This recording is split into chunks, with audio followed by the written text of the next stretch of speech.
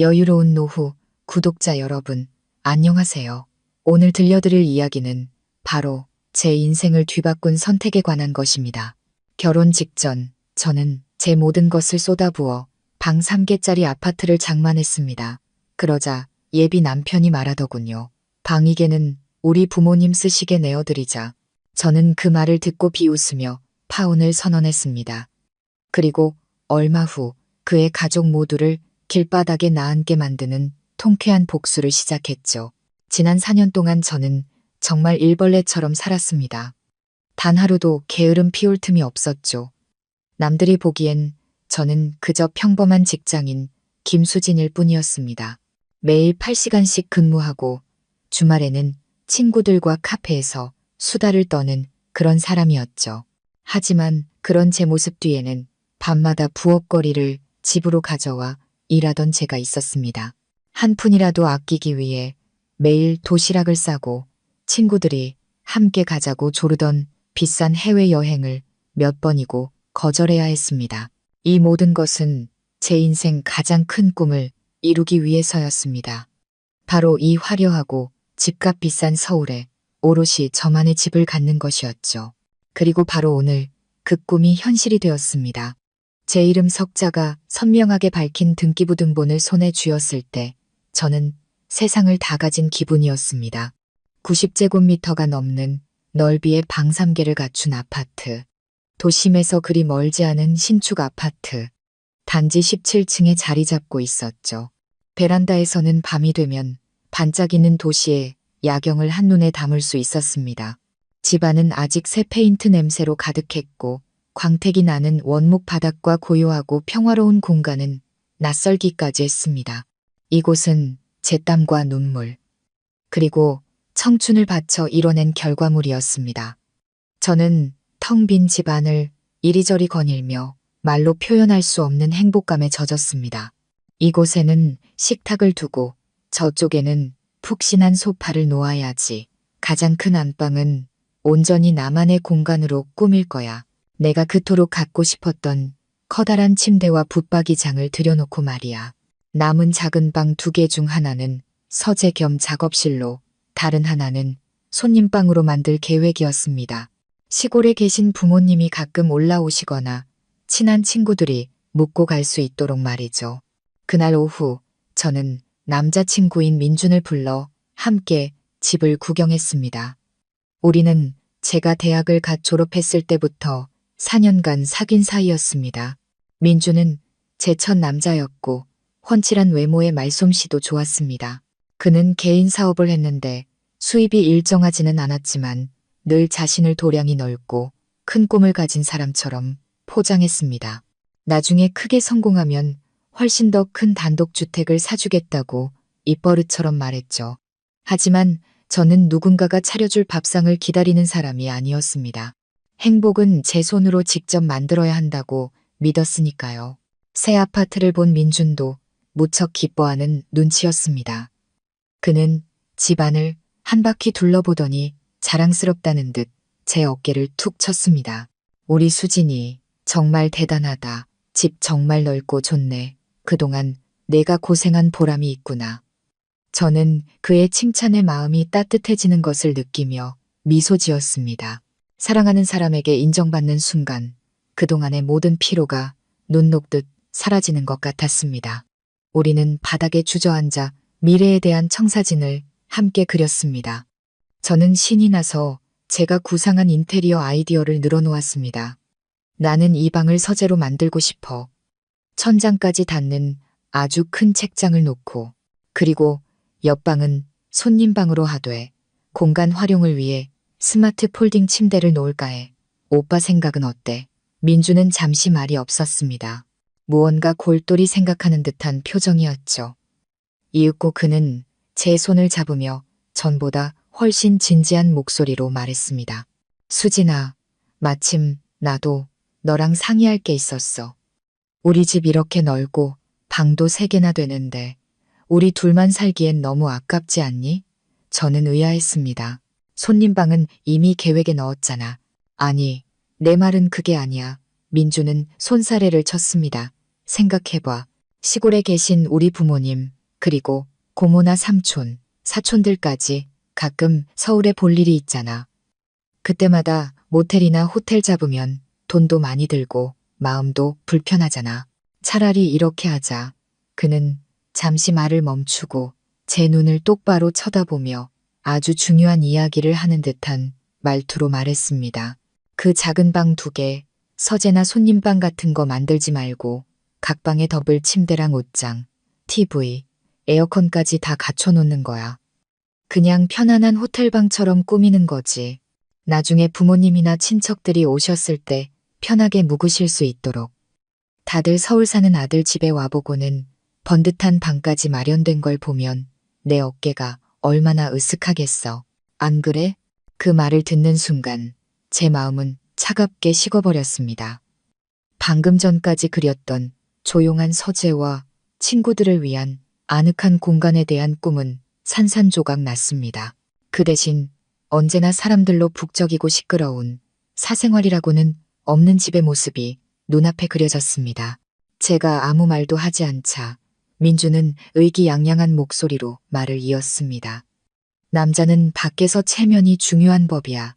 이 정도는 내가 이해해줘야지. 생각해봐. 나중에 우리 집안 어른들 모두가 널 시댁을 위할 줄 아는 현명한 며느리라고 칭찬할 텐데 얼마나 좋아. 저는 간신히 평정심을 유지하며 조심스럽게 말했습니다. 오빠, 무슨 말인지는 알겠어. 하지만 여긴 우리 집이고 우리만의 사적인 공간이야. 나는 여기가 그냥 무료 숙박시설이 아니라 진정한 의미의 보금자리가 되었으면 좋겠어. 부모님이 오시는 건 언제든 대환영이지만 온 친척이 다 드나드는 건 좀 아닌 것 같아. 우리도 일하고 쉬어야 할 공간이 필요하잖아. 민준의 얼굴에서 미소가 순식간에 사라졌습니다. 그는 미간을 찌푸리며 짜증 섞인 목소리로 말했습니다. 너 지금 무슨 뜻으로 그런 말을 하는 거야? 우리 가족은 환영하지 않는다는 뜻이야. 우리 친척들이 어때서? 피 한 방울 안 섞인 남이라도 되는 것처럼 그렇게 계산적으로 굴어야겠어? 계산적인 게 아니야. 저는 차분히 설명하려 애썼습니다. 이건 삶의 방식과 사생활에 대한 가치관의 문제야. 오빠도 알잖아. 지난 3년간 월세 살면서 내가 얼마나. 제 말이 채 끝나기도 전에 민준이 말을 끊었습니다. 그의 목소리는 자존심이 상한 듯 한껏 높아졌습니다. 됐어, 됐어. 옛날 얘기 좀 그만해. 전에는 좁은 월세집이었지만 지금은 우리 집이잖아. 이렇게 넓은데 뭐가 문제야. 너 겨우 집 한 채 샀다고 벌써부터 우리 시골 식구들 무시하는 거지. 네가 이렇게 속 좁은 사람인 줄은 몰랐네. 대화는 막다른 길에 다다랐습니다. 새 집을 장만했다는 기쁨은 절반 이상 사라지고 실망감과 피로감만이 남았습니다. 저는 그와 저 사이에 아주 큰 생각의 격차가 있다는 것을 깨달았습니다. 그동안 애써 외면해왔던 현실이었죠. 이 집은 행복의 시작이 되어야 했는데 이제는 결코 화해할 수 없는 갈등의 시작점이 되어버렸습니다. 새 집에서의 첫 번째 다툼은 침묵 속에서 끝났습니다. 민주는 잔뜩 토라져 먼저 가버렸고 저는 텅 빈 벽 사이에 홀로 남아 무거운 생각에 잠겼습니다. 민준의 말이 제 머릿속을 헤집어 놓았습니다. 하지만 제가 제 선택을 더욱 굳건히 하게 된 것은 지난 3년간 함께 월세살이를 하며 겪었던 그다지 유쾌하지 않은 기억들 때문이었습니다. 기억은 마치 슬로우 모션 필름처럼 저를 작은 골목에 있던 방 2개짜리 월세집으로 데려갔습니다. 그곳은 저와 민준이 동거를 시작한 곳이자 그의 가족들의 과도한 정을 처음으로 경험한 곳이었습니다. 첫 시작은 민준의 사촌 동생이었습니다. 대학 입시를 준비한다며 시골에서 올라왔죠. 민준은 제게 말했습니다. 일주일만 신세 지는 거야. 시험만 끝나면 바로 내려갈 거야. 저는 흔쾌히 동의하고 작은 방을 깨끗이 치우고 새 이불까지 준비해 주었습니다. 하지만 일주일은 2주일이 되고 곧 한 달이 되었습니다. 사촌 동생은 우리 월세집을 제 집처럼 여겼습니다. 학교에서 돌아오면 가방과 옷을 아무데나 던져놓았고 밥을 먹고 나서는 설거지를 하는 법이 없었습니다. 그릇은 늘 싱크대에 쌓여 있었죠. 밤마다 친구들과 큰 소리로 통화하며 새벽까지 떠드는 바람에 다음 날 출근해야 하는 우리는 잠을 설쳐야 했습니다.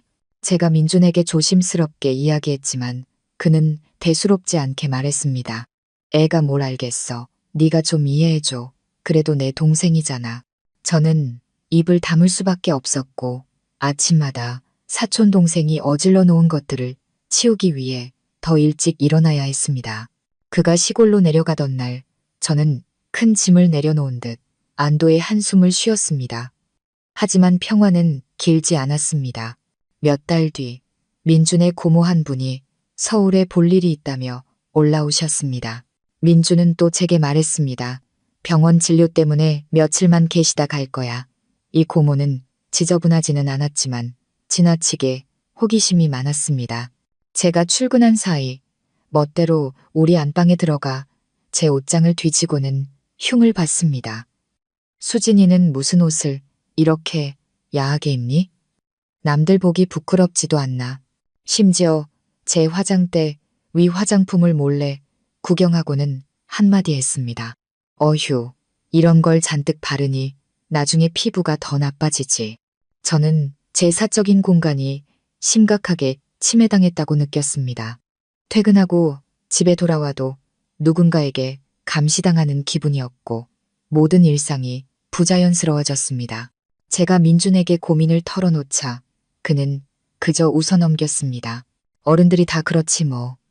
관심의 표현이지 나쁜 뜻이 있겠어? 그냥 엄마라고 생각해. 하지만 우리 엄마는 단 한 번도 저를 그렇게 대하신 적이 없었습니다. 엄마는 늘 제 사생활과 선택을 존중해 주셨습니다. 이 모든 불편함의 절정은 재작년 설날이었습니다. 민준의 부모님은 고향에 내려가는 대신 서울의 명절 분위기를 느껴보고 싶다며 우리 집으로 오셨습니다. 두 사람이 살기에도 좁았던 월세집은 순식간에 성인 4명이 북적이는 공간이 되었습니다. 분위기는 숨막힐 듯 답답했죠. 민준의 어머니 미숙 씨는 말이 많고 모든 것을 통제하려는 분이었습니다. 그녀는 제가 끓인 국이 짜다, 청소가 깨끗하지 않다, 심지어 제가 사온 화분의 모양이 예쁘지 않아 돈 낭비라고 타박했습니다. 설 연휴 내내 저는 제가 새들어 사는 집에서 마치 파출부처럼 일해야 했습니다. 새벽같이 일어나 아침 식사를 준비하고 청소하고 설거지를 했습니다. 그동안 민준과 그의 아버지는 소파에 앉아 TV를 보며 세상 돌아가는 이야기를 나눴죠. 미숙 씨는 팔짱을 낀 채 이래라 저래라 지시만 할 뿐이었습니다. 심지어 근처에 사는 다른 친척들까지 불러 모아 먹고 마시며 판을 벌였습니다. 작은 집은 순식간에 시끄러운 난장판이 되었습니다. 잠시 조용히 책을 읽거나 쉴 틈조차 없었습니다. 섣달금은 밤 모든 뒷정리를 마치고 지친 몸을 이끌고 방에 들어가 쉬려는데 거실에서 미숙 씨가 민준에게 하는 말이 어렴풋이 들려왔습니다. 그애 수진이 말이야 착하고 부지런하긴 한데 영 칠칠치 못하구나. 음식 솜씨도 그렇고 여자애가 살림을 야무지게 할 줄을 몰라. 네가 잘 가르쳐야겠다. 나중에 우리 집 며느리가 될 몸인데 어디 가서 곱게만 자란 공주님처럼 굴면 안 되지. 민주는 저를 변호하기는커녕 맞장구를 쳤습니다. 네, 알겠어요, 엄마. 제가 어릴 때부터 오냐오냐 커서 그래요. 엄마가 천천히 가르쳐 주세요. 그 말을 듣는 순간 제 마음은 얼음장처럼 차가워졌습니다. 그들 눈에 제 모든 노력은 당연한 것이었습니다. 그들은 저를 그저 자신들의 방식대로 길들여야 할 예비 며느리로만 생각하고 있었던 겁니다. 제 개성을 버리고 오직 그들의 가족을 위해 희생해야 할 사람으로요. 지난 3년간 비슷한 일들이 계속 반복되었습니다. 사촌 동생이 아니면 고모, 고모가 아니면 삼촌, 그리고 민준의 고향 친구들까지 모두들 우리 집에 와서 묵는 것을 당연하게 여겼습니다. 그리고 민준의 여자친구인 저는 그들을 아무 조건 없이 대접해야 할 의무가 있는 사람이었죠. 그렇게 매일 매달 쌓여온 불편함은 제가 낯선 사람과 함께 사는 것에 대한 극심한 거부감을 갖게 만들었습니다. 그것은 제 무의식 깊은 곳에 자리 잡아 결코 넘을 수 없는 경계선이 되었습니다. 이 새 집은 제게 희망이자 평화롭고 자유로운 삶을 시작할 수 있는 공간이었습니다. 저는 이곳이 그 지긋지긋했던 월세집의 확장판이 되게 할 수는 없었습니다. 저는 충분히 참았습니다. 제 결심은 그 어느 때보다 단단해졌습니다.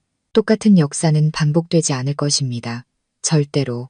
새 집에서 불쾌한 대화를 나눈 후 저와 민주는 며칠간 냉전을 벌였습니다. 그는 전화하지 않았고 저도 연락하지 않았습니다. 저는 그 시간 동안 혼자 인테리어 디자인을 알아보고 자재 가격을 비교했습니다. 미래의 보금자리를 꾸미는데 몰두할수록 제 결정이 옳았다는 확신이 들었습니다. 이곳은 내 집이다. 어떻게 꾸밀지, 그리고 더 중요하게는 이곳이 어떤 느낌을 줄지는 내가 결정할 권리가 있다. 주말이 되자 민준에게서 갑자기 전화가 왔습니다. 그의 목소리는 전보다 한결 부드러워져 있었습니다. 지금 뭐해? 내가 데리러 갈 테니 저녁 먹으러 가자. 저는 그가 충분히 생각하고 화해를 청하는 것이라고 생각했습니다. 그래서 그의 제안을 받아들였죠. 식사 내내 우리는 가벼운 잡담만 나누었고 아무도 예전의 문제에 대해서는 입을 열지 않았습니다. 분위기는 한결 누그러진 듯 했습니다. 식사를 마친 후 민주는 제 아파트로 가자고 제안했습니다. 집에 들어서자마자 민주는 곧장 작은 방 2개로 향했습니다. 잠시 방 안을 둘러보던 그는 돌아서서 마치 명령을 내리듯 말했습니다. 내가 잘 생각해봤는데 그냥 그렇게 하기로 하자. 다음 주에 아는 사람 불러서 이 방 2개에 놓을 침대랑 옷장 사이즈 잴 거야. 너 돈 준비해둬. 아는 사람이니 비싸진 않을 거야. 저는 그 자리에 얼어붙었습니다. 지난 며칠간의 침묵은 그가 다시 생각할 시간이 아니라 혼자 모든 것을 결정하고 오늘 제게 통보하러 온 것이었습니다. 그동안 억눌러왔던 분노가 치밀어 오르기 시작했습니다. 민준 씨, 나는 내 의견을 분명히 말했어. 난 동의 못해. 민준의 표정이 굳어졌습니다. 그는 팔짱을 끼고 저를 위해서 아래로 훑어보았습니다. 제가 정말 싫어하는 권위적인 몸짓이었죠. 수진아, 고집 좀 그만 부릴래. 내가 하는 모든 게 다 우리 둘을 위한 거고 우리 집안 체면을 위한 거잖아. 너도 어차피 나중에 우리 집 며느리가 될 사람이니 시댁을 먼저 생각해야지. 왜 그렇게 이기적으로 내 생각만 하는 거야? 이기적이라고? 저는 비웃으며 되물었습니다. 내가 내 땀과 눈물로 번 돈으로 집을 샀어. 내가 나를 위한 괜찮은 공간을 갖고 싶어 하는 게 이기적인 거야? 그럼 오빠는 내 집을 오빠 체면 세우는 데 쓰고 오빠네 온 친척 편의를 위해 쓰려는 게 생각이 깊은 거고 말다툼은 걷잡을 수 없이 격해졌습니다. 더 이상 조심스러운 말은 없었습니다. 우리 둘 다 그동안 쌓아왔던 불만을 모두 쏟아냈습니다. 너 뭐라고 했어? 내 집이라고. 너 우리가 곧 결혼할 사이라는 거 잊었어. 내 집이 곧 내 집이야. 이 집의 모든 일은 내가 결정할 권리가 있어. 민주는 거의 소리를 질렀습니다. 당신이 무슨 권리로? 이 집은 내 명의로 되어 있고 대출금도 나 혼자 갚고 있어. 당신이 이 집에 단돈 10원이라도 보탰어? 보태지도 않고 무슨 결정할 권리를 따져. 민준 씨, 현실적으로 좀 생각해. 제 말은 민준의 자존심에 찬물을 끼얹은 격이었습니다. 그의 얼굴은 시뻘개졌고 눈은 분노로 이글거렸습니다. 그는 제게 한 발짝 다가와 손가락질하며 말했습니다. 잘났어 정말. 이제 돈 가지고 나한테 갑질하겠다. 이거지. 내가 돈 없고 집 살 능력 없어서 발언권도 없다고 무시하는 거잖아. 내가 분명히 말하는데 남자는 집안의 기둥이야. 이 집에서 내 말은 곧 법이야. 넌 내 아내가 될 사람이니 내 말을 들어야 해. 저는 한 걸음 뒤로 물러섰습니다. 눈앞의 남자가 너무나 낯설게 느껴졌습니다. 평소에 다정하고 신사적인 모습은 온데간데 없고 독단적이고 가부장적이며 열등감에 가득 찬 남자만 남아 있었습니다. 그는 낡아빠진 생각들을 들먹이며 저를 억압하고 통제하려 하고 있었습니다. 나는 당신 같은 남자와는 절대 결혼 안 해. 저는 단호하지만 분명하게 말했습니다. 내 노력을 존중하지 않고, 내 사적인 공간을 존중하지 않고, 심지어 자신의 여자조차 존중하지 않는 사람과는. 민주는 화가 나서 말문이 막힌 듯 했습니다. 그는 저를 향해 손가락을 떨더니 갑자기 비웃음을 터뜨렸습니다. 잘 됐네. 잘 됐어. 어디나 없이 이 집구석에서 얼마나 행복하게 사나 한번 보자. 너는 평생 그 이기적이고 속 좁은 마음이나 끌어안고 살아. 그 말을 남기고 그는 돌아서서 문으로 향했습니다. 문을 세게 쾅 닫는 소리에 집 전체가 울리는 듯 했습니다. 저는 텅 빈 방 한가운데에 오두커니 서 있었습니다. 심장이 미친 듯이 뛰었습니다. 모든 것이 너무 빠르고 격렬하게 일어났습니다. 저는 이것이 더 이상 단순한 말다툼이 아니라는 것을 알았습니다. 이것은 관계의 마지막 선을 건드린 것이었습니다. 물자는 이미 넘쳐 흘렀습니다. 바로 그때 제 휴대폰이 울렸습니다. 화면에 알림이 떴습니다. 민준이 모든 SNS에서 저를 차단했다는 알림이었습니다. 씁쓸한 미소가 제 입가에 번졌습니다. 정말 끝이구나. 쾅 닫힌 문은 민준의 분노를 싣고 떠났고 동시에 제가 그토록 깊다고 믿었던 4년간의 사랑도 함께 휩쓸고 간 듯 했습니다. 방 안에는 침묵이 내려앉았습니다. 무거운 침묵이었지만 이상하게도 해방감을 안겨주었습니다. 4년의 연애가 휴대폰 차단 버튼 하나로 끝날 수 있다니. 정말 우습지만 한편으로는 정말 깔끔한 마무리였습니다. 저는 울지 않았습니다. 너무 많은 실망과 피로의 눈물은 이미 말라버린 것 같았습니다. 저는 차가운 바닥에 주저앉아 아직 새 페인트 냄새가 나는 벽에 등을 기댄 채 창밖을 바라보았습니다. 가로등이 하나둘 켜지기 시작했습니다. 도시의 밤은 여느 때와 같이 화려하고 소란스러웠습니다. 세상은 한 연인의 이별 따위로는 멈추지 않았습니다. 그리고 저 또한 제 삶을 계속 살아가야 했습니다. 민주는 분노에 차 스스로 모든 것에 마침표를 찍었습니다. 그는 연락을 차단하는 것이 저를 벌주고 남자의 권위를 보여주는 방법이라고 생각했겠죠. 제가 두려워하며 다시 돌아와 달라고 애원할 것이라고 믿었을 겁니다. 하지만 그는 틀렸습니다. 제게 그것은 해방이었습니다. 더 이상 싸울 필요도 이해하려 하지 않는 사람에게 애써 설명할 필요도 없었습니다. 다른 사람을 기쁘게 하기 위해 불편함을 감수하며 버틸 필요도 없었죠. 저는 자리에서 일어나 욕실로 들어가 시원한 물로 세수를 했습니다. 거울 속 제 얼굴은 창백했고 잠 부족과 걱정으로 눈밑은 퀭했습니다. 하지만 그 눈빛 속에서 저는 그 어느 때보다 단단한 결의를 보았습니다. 지금 이 순간부터 저는 저 자신을 위해 살 것입니다. 그 후 며칠 동안 저는 진정으로 새로운 삶을 시작했습니다. 더 이상 저를 통제하려는 전화도 시시콜콜 간섭하는 메시지도 어색한 데이트도 없었습니다. 제 시간은 이제 온전히 제 것이었습니다. 저는 집을 완성하는데 모든 정신을 쏟았습니다. 예전에 알아봐 두었던 인테리어 디자인 팀에 연락해 제 아이디어를 설명했습니다. 현대적이고 미니멀하지만 따뜻함이 있는 공간으로요. 안방은 화이트와 오크우드 톤으로, 서재에는 천장까지 닿는 큰 책장과 긴 책상, 그리고 창가에는 책을 읽을 수 있는 푹신한 안락의자를 두기로 했습니다. 작은 손님방은 제가 명상을 하거나 가장 친한 친구들을 맞이할 수 있는 다도 공간으로 꾸미기로 결정했습니다. 하루하루가 지나면서 텅 비었던 집은 점차 채워졌습니다. 기술자들이 와서 바닥을 깔고 페인트를 칠하고 전선을 새로 연결했습니다. 저는 직접 발품을 팔아 소파, 식탁부터 커튼, 카펫에 이르기까지 모든 가구를 골랐습니다. 집안의 모든 소품 하나하나가 제 손길을 거쳐 저의 개성을 담게 되었습니다. 저는 순수한 기쁨과 오랜만에 느껴보는 설렘을 느꼈습니다. 이것이야말로 진정한 보금자리를 만드는 것이었습니다. 누구의 간섭이나 강요 없이 온전히 제 자신이 될 수 있는 평화로운 안식처. 가끔 쉬는 시간에 민준을 생각하면 잠시 슬픔이 밀려오기도 했습니다. 어쨌든 4년이라는 청춘을 함께했고 저는 그가 제 인생의 동반자가 될 것이라고 믿었으니까요.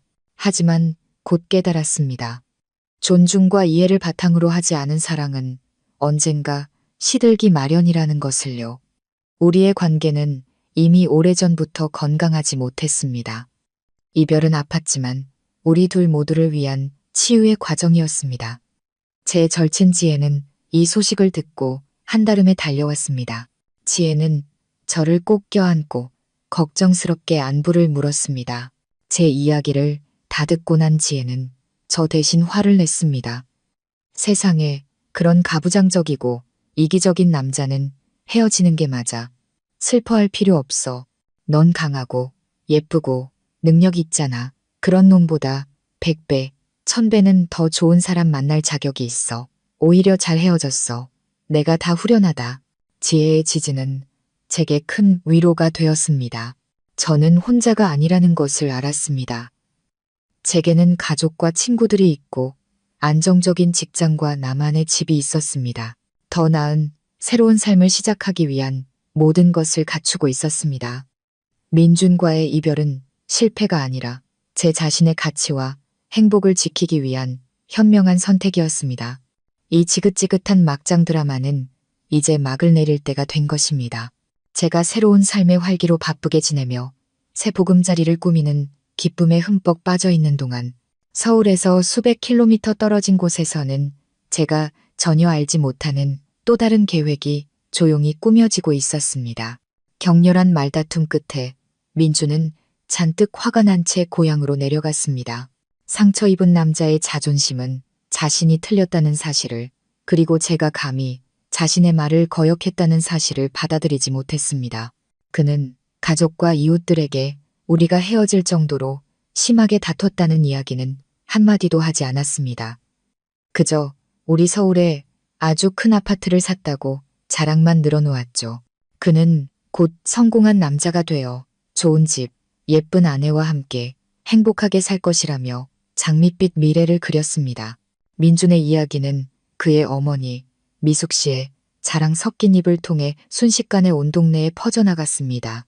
미숙 씨는 어딜 가나 가슴을 치며 자기 아들이 얼마나 능력 있고 예비 며느리가 얼마나 효심이 깊은지에 대해 떠벌렸습니다. 방 3개짜리 널찍한 아파트, 아주 좋은 위치, 그리고 머지않아 온 가족이 서울로 올라가 호강하게 될 것이라는 이야기까지 덧붙여서 말이죠. 민준이 애써 쌓아 올린 허울뿐인 체면은 그의 어머니에 의해 몇 배로 부풀려졌습니다. 시골의 낡은 집에 앉아 아들이 그려주는 화려한 미래를 듣고 있자니 미숙 씨의 마음은 기쁨으로 가득 찼습니다. 그녀는 집안을 둘러보고는 순하고 약간은 우유부단한 남편을 보며 단호하게 말했습니다. 여보, 우리 이 집 팔아요. 서울 올라가서 민준이네랑 같이 살아요. 아들 녀석이 저렇게 큰 집을 사놨는데 우리가 뭐 하러 이 시골 구석에서 고생해요. 서울 올라가면 아들, 손주 가까이서 볼 수 있고 세상 구경도 하고 애들 집안일도 좀 도와주고 얼마나 좋아요. 남편은 조금 망설였습니다. 그래도 집이랑 선산이 다 여기 있는데 팔고 나면 나중에 어디로 돌아오려고. 미숙 씨는 손을 내저으며 말을 잘랐습니다. 아이고, 걱정도 팔자네요. 서울 가서 살다 보면 누가 이런 시골 구석에 다시 오고 싶어 하겠어요. 선사는 막내 도련님한테 맡기면 되죠. 인생의 큰일은 빨리 결정해야 하는 법이에요. 민준이가 서울에 집 산 게 우리 집안의 복이라니까요. 그렇게 단 일주일 만에 미숙 씨의 성화와 계획 아래 모든 것이 결정되었습니다. 부부의 평생 재산이었던 집과 작은 밭은 빠른 거래를 위해 시세보다 조금 싼 값에 친척에게 팔렸습니다. 미숙 씨는 신이 나서 새 옷을 사고 며느리에게 줄 선물을 잔뜩 준비했습니다. 그녀는 마치 자신이 서울에 집을 산 사람처럼 의기양양한 목소리로 여기저기 전화를 걸어 소식을 알렸습니다. 민주는 저와의 일로 여전히 속이 상했지만 어머니의 계획이 자신의 생각과 맞아떨어지고 온 친척들의 부러움을 받게 되자 슬그머니 그 계획에 동참했습니다. 그는 이것이 아주 기가 막힌 수라고 생각했습니다. 부모님이 집까지 팔고 나면 밥은 이미 지어졌으니 제가 아무리 고집을 부려도 받아들일 수밖에 없을 것이라고 믿었죠. 그는 제가 차마 예비 시부모님을 길거리로 내쫓지는 못할 것이라고 확신했습니다. 그때가 되면 그는 승리자의 모습으로 당당하게 돌아올 것이고 저는 그의 계획에 고분고분 따를 수밖에 없을 것이라고 말입니다. 저는 그 거대한 음모에 대해 전혀 알지 못했습니다. 그 당시 제 세상은 오직 디자인 시안과 페인트 색상, 그리고 예쁜 가구들 뿐이었습니다. 저는 자유로운 싱글의 삶을 만끽하고 있었습니다. 며칠 뒤 그 평화가 한 통의 전화와 함께 산산조각나고 뻔뻔한 연극이 시작될 것이라는 사실을 꿈에도 모른 채 말입니다. 민준과 마지막으로 다툰 지 열흘이 넘게 지났습니다. 그가 없는 시간 동안 저는 훨씬 더 잘 지내고 있었습니다. 집 꾸미기도 거의 마무리 단계에 접어들었죠.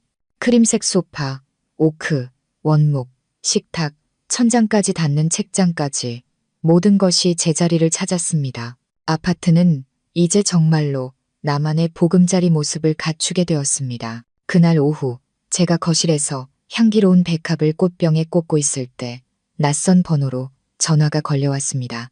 저는 원래 모르는 번호는 잘 받지 않지만 왠지 모를 이끌림에 통화 버튼을 눌렀습니다.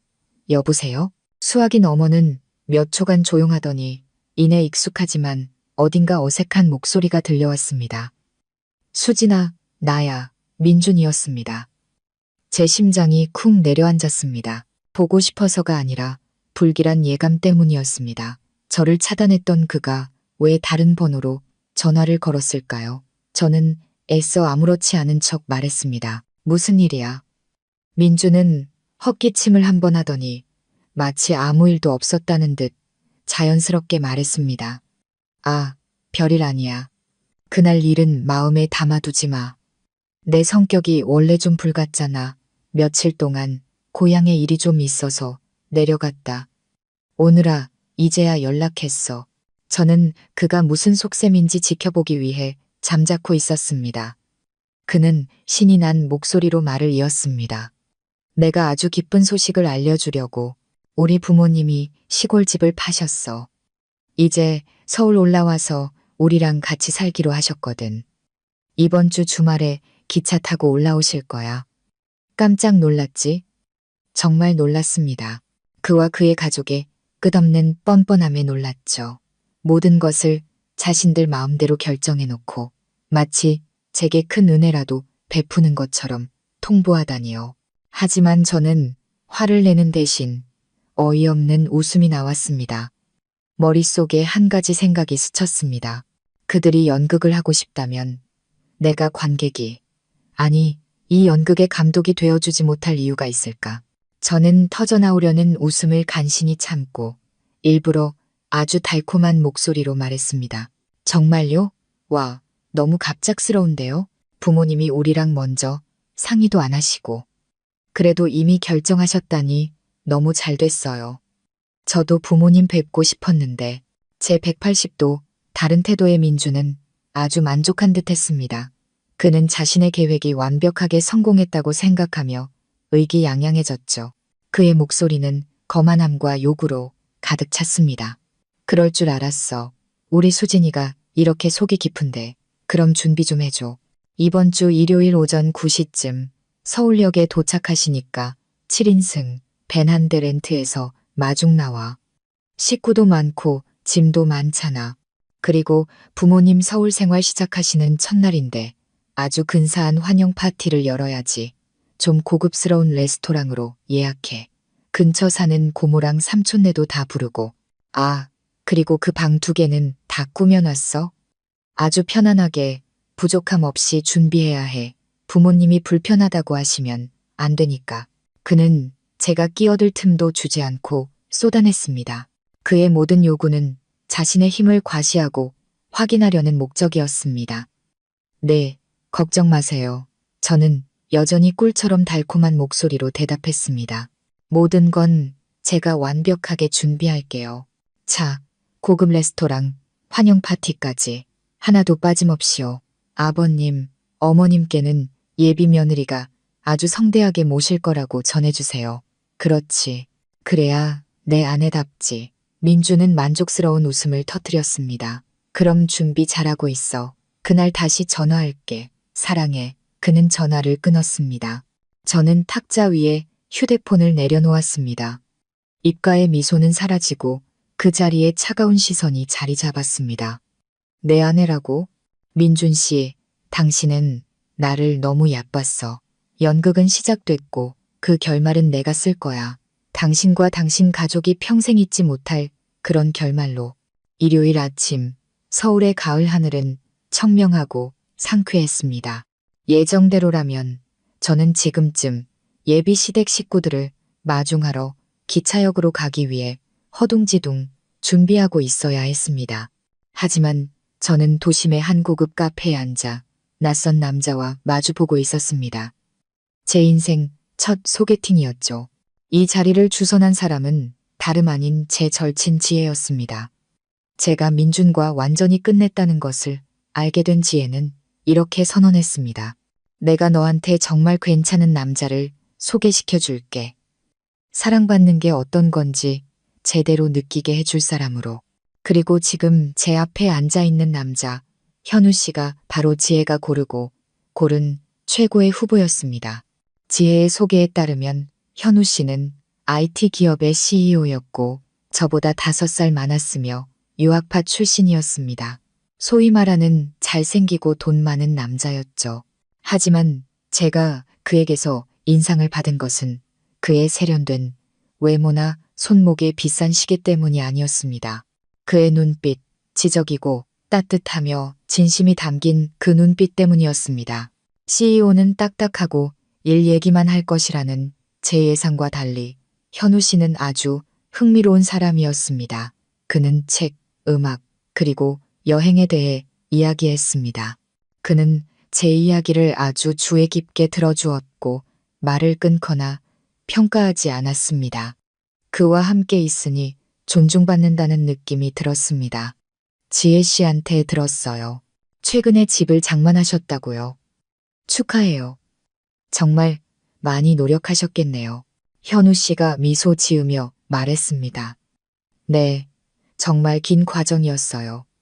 저는 마음 한구석이 따뜻해지는 것을 느끼며 대답했습니다. 제 노력을 민준처럼 생색내는 투가 아니라 진심으로 인정해주는 남자는 처음이었습니다. 우리는 시간 가는 줄 모르고 대화를 나눴습니다. 가방 속 휴대폰이 계속해서 울렸습니다. 민준이라는 것을 알 수 있었습니다. 그는 분명 초조해하고 있겠죠. 저는 무시했습니다.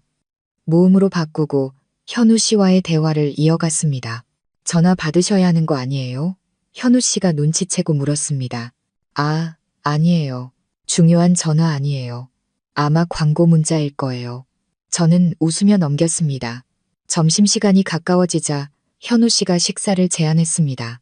이 근처에 아주 맛있는 이탈리안 레스토랑을 아는데 혹시 제가 점심을 대접할 영광을 주시겠어요? 저는 시계를 흘끗 보았습니다. 11시가 넘은 시각이었습니다. 지금쯤 민준의 가족은 서울역에서 거의 2시간을 기다렸을 겁니다. 지치고 배고프고 잔뜩 화가 나 있을 그들의 모습이 눈에 선했습니다. 제 입가에 은밀한 미소가 번졌습니다. 네, 아주 좋아요. 현우 씨가 저를 데려간 레스토랑은 정말로 호수가 보이는 멋진 곳이었습니다. 우리는 창가 자리에 앉았습니다. 메뉴를 보고 있을 때 제 휴대폰이 다시 울렸습니다. 이번에는 영상 통화였습니다. 여전히 민준이었죠. 그는 인내심을 모두 잃은 것 같았습니다. 저는 이제 이 연극을 끝낼 때가 되었다고 결심했습니다. 저는 현우 씨를 보며 미안한 표정을 지었습니다. 죄송해요. 이 전화는 받아야 할 것 같아요. 괜찮아요. 편하게 받으세요. 현우 씨는 이해한다는 듯 미소 지었습니다. 저는 심호흡을 한 번 하고 카메라가 저를 향하도록 조절했습니다. 제 뒤로 보이는 고급 레스토랑의 풍경이 화면에 모두 담기도록 말이죠. 그리고 통화 수락 버튼을 눌렀습니다. 이제 재미있는 쇼가 시작될 시간이었습니다. 연결이 되자마자 분노로 시뻘개진 민준의 얼굴이 화면 가득 나타났습니다. 그의 뒤로는 시끄럽고 혼잡한 기차역의 풍경이 보였습니다. 안내 방송과 사람들의 웅성거리는 소리가 섞여 들려왔습니다. 김수진, 너 지금 어디야? 뭐 하느라 아직도 안 와? 너 때문에 우리 부모님이랑 식구들이 여기서 얼마나 기다렸는지 알아? 민주는 인사 한마디 없이 전화기에 대고 소리를 질렀습니다. 저는 평온한 표정을 유지하며 심지어 부드럽게 미소 지었습니다. 오빠 안녕. 미안. 내가 좀 바쁜 일이 있어서. 바쁜 일? 예비 시부모님 마중 나오는 것보다 더 중요한 일이 뭔데? 민준이 고함을 질렀습니다. 그는 카메라를 옆으로 돌렸습니다.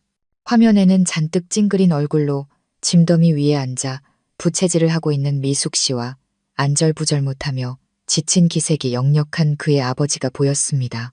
아버님, 어머님, 피곤하시죠?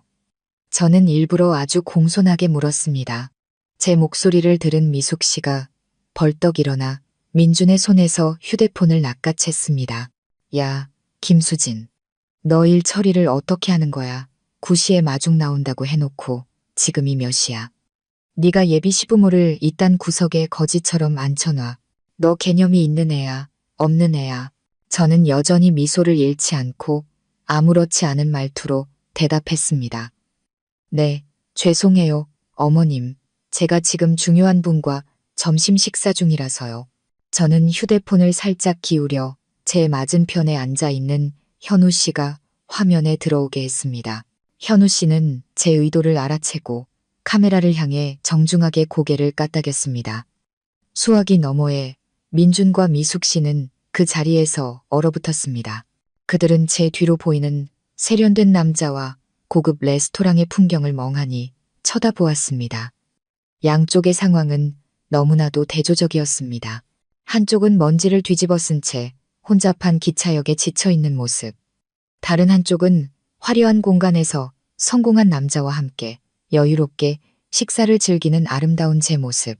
저 자식 누구야? 너 지금 바람 피우는 거야? 민준이 더듬거리며 말했습니다. 그의 분노는 순식간에 극도의 혼란으로 바뀌었습니다. 그때 현우 씨가 부드럽게 입을 열었습니다. 그의 목소리는 거칠지 않았지만 차분하고 단호했으며 수화기 너머의 모든 사람이 똑똑히 들을 수 있을 만큼 명료했습니다. 안녕하십니까. 제 소개를 먼저 드리겠습니다. 저는 현우라고 합니다. 저와 수진 씨는 현재 서로 알아가는 단계에 있습니다.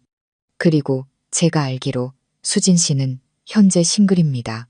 민준 씨와 수진 씨의 관계는 이미 열흘도 더 전에 끝난 것으로 알고 있습니다.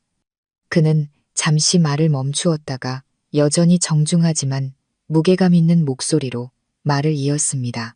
두 분께서 수진 씨의 동의 없이 집을 팔고 서울로 올라오신 것은 전적으로 가족분들의 결정입니다. 수진 씨는 그 결정에 대해 어떠한 책임도 질 의무가 없습니다. 제 생각에는 수진 씨를 더 이상 괴롭히기보다는 가족분들을 위해 거처를 마련하는 방법을 찾는 것이 더 현명할 것 같습니다. 그럼 이만. 말을 마친 현우 씨는 저를 보며 미소 짓고 고개를 끄덕였습니다. 저는 그의 뜻을 알아챘습니다. 저는 아무 말도 덧붙이지 않고 조용히 통화 종료 버튼을 눌렀습니다. 휴대폰 화면이 꺼지면서 시끄러운 소음과 충격과 굴욕감으로 일그러진 얼굴들이 사라졌습니다. 레스토랑 안은 여전히 조용하고 우아했습니다. 감미로운 음악이 흐르고 있었습니다. 마치 아무 일도 없었던 것처럼요. 하지만 저는 알고 있었습니다. 저 너머 서울역에서는 이제 막 진짜 폭풍이 시작되었다는 것을요. 저는 불씨를 던졌고 이제 그 불이 어떻게 타오르는지 지켜볼 차례였습니다. 통화를 끝낸 후 식탁에는 잠시 침묵이 흘렀습니다. 저는 현우 씨를 보며 미안한 마음을 전했습니다. 죄송해요. 좋지 않은 모습을 보여드려서. 현우 씨는 고개를 저었습니다. 그의 눈빛은 여전히 따뜻했습니다. 아니에요, 수진 씨. 사과할 필요 없어요. 사과해야 할 사람은 수진 씨가 아니니까요. 아주 잘 대처했어요. 그의 이해심 깊은 말에 저는 안도감을 느꼈습니다. 그날 점심, 우리는 더 이상 민준의 이야기를 하지 않았습니다. 대신 미래에 대한 계획, 일, 그리고 공동의 관심사에 대해 이야기했습니다. 대화를 나눌수록 현우 씨가 얼마나 깊고 믿음직한 사람인지 알 수 있었습니다. 제 인생 첫 소개팅은 예상외로 아주 편안한 느낌을 주었습니다. 하지만 저는 아직 폭풍이 끝나지 않았다는 것을 알고 있었습니다. 민준과 미숙 씨의 성격상 그들은 결코 조용히 패배를 인정하지 않을 것이었습니다. 특히 기차역에서 수많은 사람들 앞에서 당한 그런 굴욕적인 패배는 더더욱 말이죠. 그리고 제 예상은 틀리지 않았습니다. 그날 밤 제가 새 아파트에서 책을 읽고 있을 때 휴대폰이 쉴 새 없이 울렸습니다. 친구와 동료들이 걱정스러운 안부와 함께 링크를 보내왔습니다. 호기심에 한 대형 온라인 커뮤니티에 올라온 게시글 링크를 클릭했습니다. 자극적인 제목이 제 눈에 들어왔습니다. 재벌남에게 눈이 멀어 4년 사귄 남친을 버리고 예비 시부모까지 길거리에 내몬 악녀를 고발합니다. 글은 익명의 행인 시점에서 쓰였지만 그 말투와 자세한 내용을 보니 민준이 쓴 것이 틀림없었습니다. 글은 가난하지만 꿈이 있고 여자친구를 지극정성으로 사랑한 한 남자의 슬픈 이야기로 시작되었습니다. 그 남자는 여자친구와 함께 수많은 어려움을 극복하며 4년간의 사랑을 키워왔다고 했습니다. 여자친구가 집을 사자 그는 자기 일처럼 기뻐했고 심지어 부모님께 시골 집을 팔고 올라와 다 함께 행복한 가정을 꾸리자고 제안했다고 합니다. 하지만 돈맛을 본 그녀는 변심했습니다. 그녀는 나이 많은 재벌남과 바람이 났고 남자친구를 잔인하게 속였습니다. 절정은 남자친구의 부모님이 먼 길을 마다 않고 서울로 올라왔을 때 그녀가 그들을 기차역에서 몇 시간 동안이나 기다리게 해놓고 자신은 애인과 함께 고급 레스토랑에서 희낙락하고 있었다는 내용이었습니다. 글은 심지어 평범한 회사원인 제가 어떻게 서울에 있는 수억 원짜리 아파트를 살 돈이 있겠냐며 제가 부정한 방법으로 돈을 벌었다는 암시까지 하고 있었습니다. 게시글 아래에는 수백, 수천 개의 댓글이 달려 있었습니다. 대부분의 사람들은 자초지종을 제대로 알지도 못한 채 저를 비난하기 시작했습니다. 그들은 저를 돈에 미친 여자, 배신자, 꽃뱀이라고 불렀습니다. 근거 없는 억측과 악의적인 말들이 보이지 않는 칼이 되어 저를 찔렀습니다. 마음의 준비를 했음에도 불구하고 저는 씁쓸함을 느꼈습니다. 민주는 교묘하게 자신을 피해자로 만들었고 저는 순식간에 네티즌들의 공공의 적이 되어버렸습니다. 그는 대중 심리를 이용해 제 명예를 훼손하고 있었습니다. 감히 자신에게 반항한 저를 진흙탕 속으로 끌어내려 파멸시키고 싶었던 겁니다. 이것은 더 이상 개인적인 연애 문제가 아니었습니다. 제 인격에 대한 의도적인 공격이었습니다. 제 마음은 차갑게 식었습니다. 그가 전쟁을 원한다면 기꺼이 싸워주리라. 온라인상의 폭풍이 채 가라앉기도 전에 또 다른 공격이 시작되었습니다. 훨씬 더 잔인하고 고통스러운 공격이었죠. 그것은 바로 민준의 친척들, 제가 한때는 친절하게 대했던 바로 그 사람들의 외면과 거짓 증언이었습니다. 굴욕감에 이성을 잃은 미숙 씨는 모든 친척에게 전화를 걸어 울며 불며 자신의 가족이 겪은 억울함을 토로했습니다. 그녀는 제가 아들의 감정을 농락했고 심지어 집을 팔게 만들어 재산을 가로채려 했다는 완전히 날조된 이야기를 만들어냈습니다. 제가 예비 시부모를 박대하고 무정하게 길거리로 내쫓았다고 말했죠. 그리고 그 친척들은 사실 확인은커녕 미숙 씨의 일방적인 말만 믿고 한마음이 되었습니다. 그들은 한술 더 떠 각자 조금씩 살을 보태 제 이야기를 더욱 끔찍하게 만들었습니다. 예전에 제 방에 멋대로 들어와 물건을 뒤지던 민준의 고모는 민준의 폭로 그래 이런 댓글을 남겼습니다. 내가 쟤 잘 알지. 얼굴은 반반하게 생겼는데 속은 아주 시커먼 애야. 옛날에 민준이랑 월세 살 때 내가 며칠가 있었는데 어찌나 게으른지 집안일엔 손 하나 까딱 안 해. 밥 때만 되면 와서 밥만 챙겨 먹고 우리 민준이가 퇴근하고 와서 피곤한데도 걔 시중을 다 들었다니까. 생긴 것만 멀쩡하면 뭐해. 제가 아들이 아팠을 때 돈까지 빌려주었던 한 삼촌도 서슴없이 말을 보탰습니다. 저런 애가 무슨 돈이 있어서 집을 사? 이상하지 않아요? 뻔하지 뭐. 떳떳하지 못한 일 해서 번 돈이겠지. 우리 민준이가 사람 잘못 만나서 고생이 많아.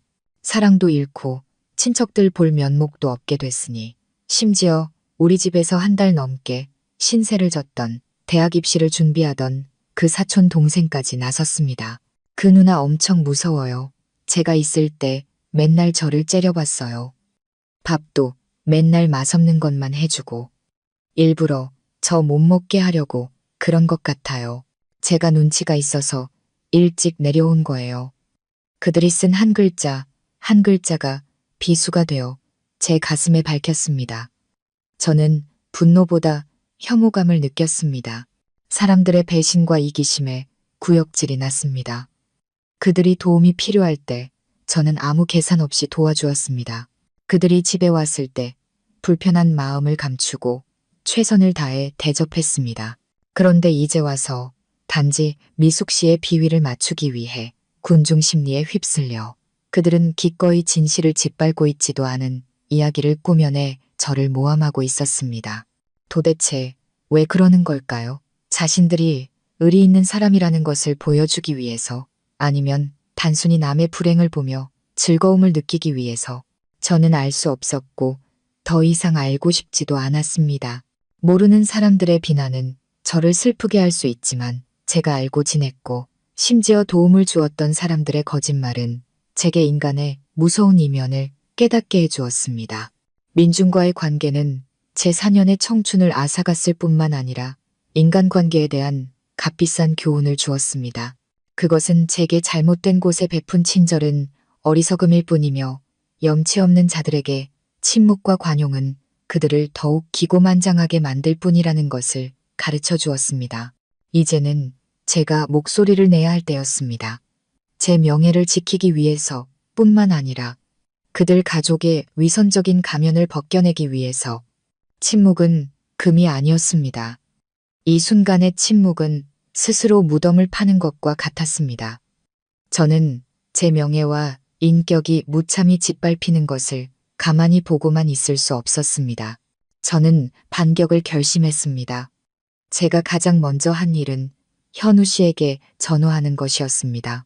저는 민준과 그의 가족이 온라인에서 벌이고 있는 일에 대해 모두 이야기했습니다.